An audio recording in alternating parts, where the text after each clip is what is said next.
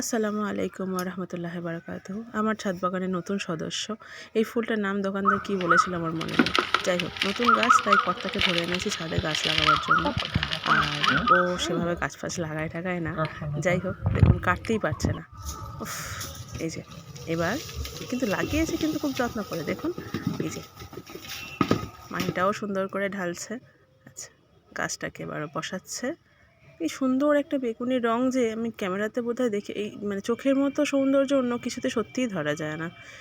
মানে যত উন্নত মানের ক্যামেরা হোক, হয়তো চোখের মতো হবে, কিন্তু চোখ দিয়ে যা দেখা যায় সেটা কিন্তু ক্যামেরাতে সত্যিই সম্ভব না। যাই হোক, ও মাটি ভরে দিচ্ছে।